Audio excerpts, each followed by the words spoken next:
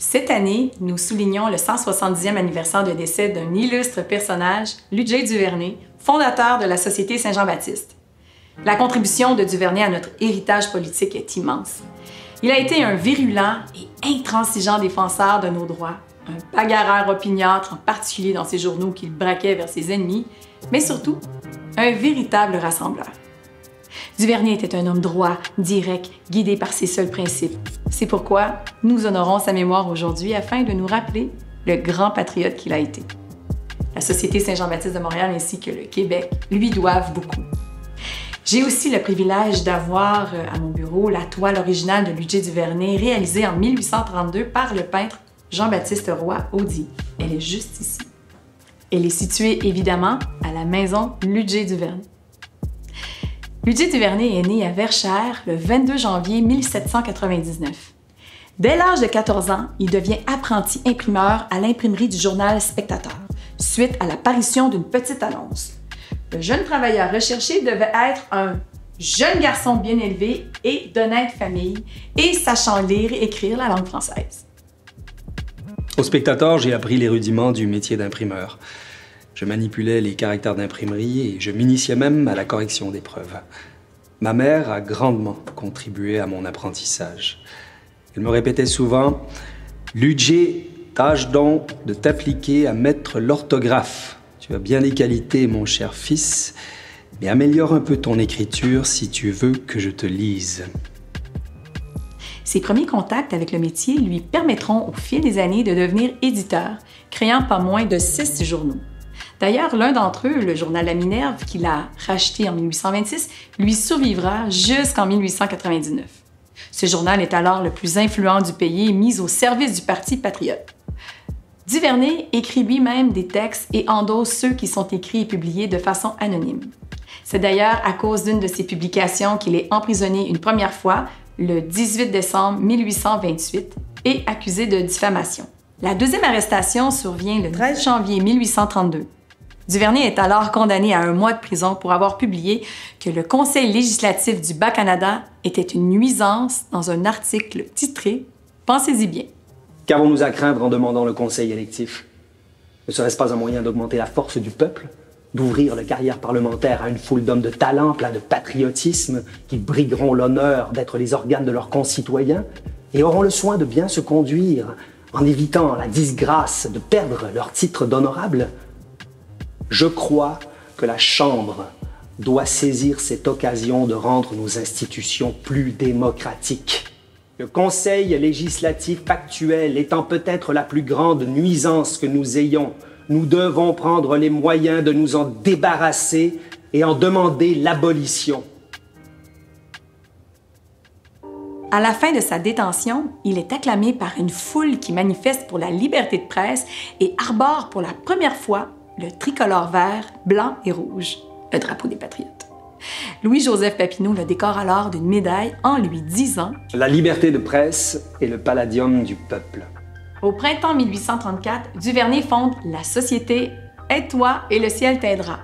Puis, il organise la tenue d'un grand banquet patriotique le 24 juin suivant, jour de la fête traditionnelle de la Saint-Jean-Baptiste, qui deviendra la fête nationale des Canadiens d'expression française. À l'occasion de ce banquet politique, le premier toast qui est porté devient l'équivalent d'une déclaration politique. Au peuple, source primitive de toute autorité légitime.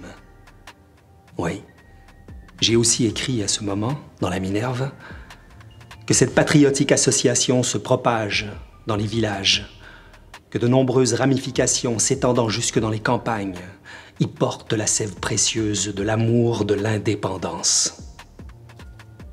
De plus, en instaurant la fête des Canadiens français le 24 juin, Duvernay avait un but précis. Le but principal, au début du moins, était de regrouper nos compatriotes afin de retremper, au moins une fois l'an, leur patriotisme par une célébration à la fois religieuse et civile.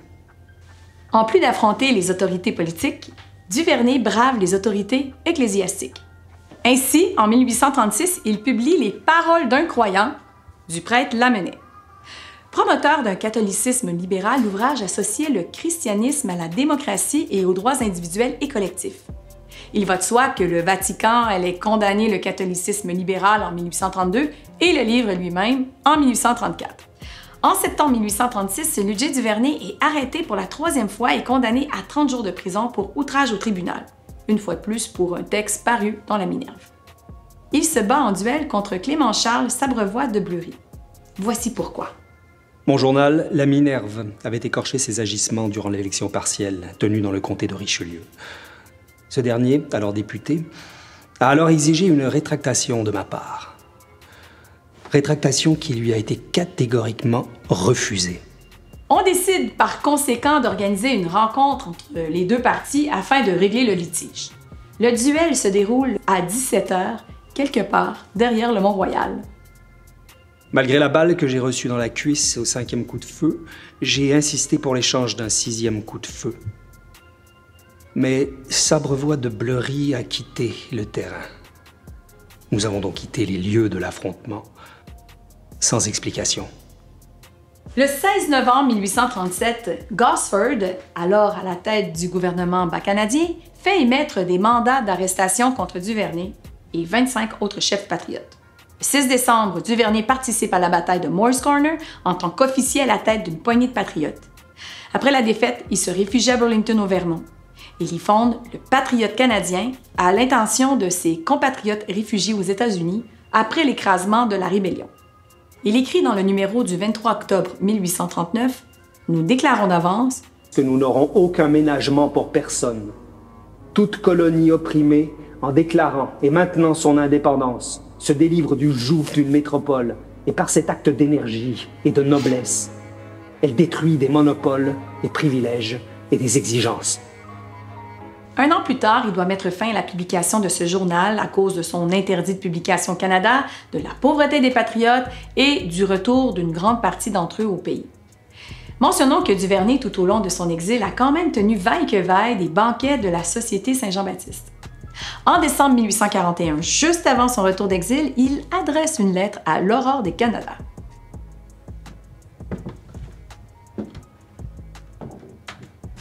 Je jure de faire tout ce qui sera en mon pouvoir pour promouvoir les institutions républicaines par tout le monde entier, de les chérir, de les défendre, et de me dévouer spécialement à la protection et à la propagation de ces institutions dans l'Amérique du Nord. J'engage ma vie, mon honneur et mes propriétés à cette association.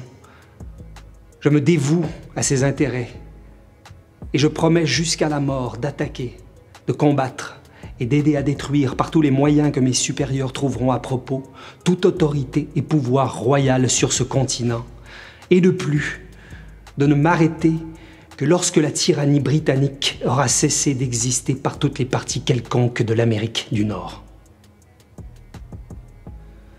Ainsi, que Dieu me soit en aide.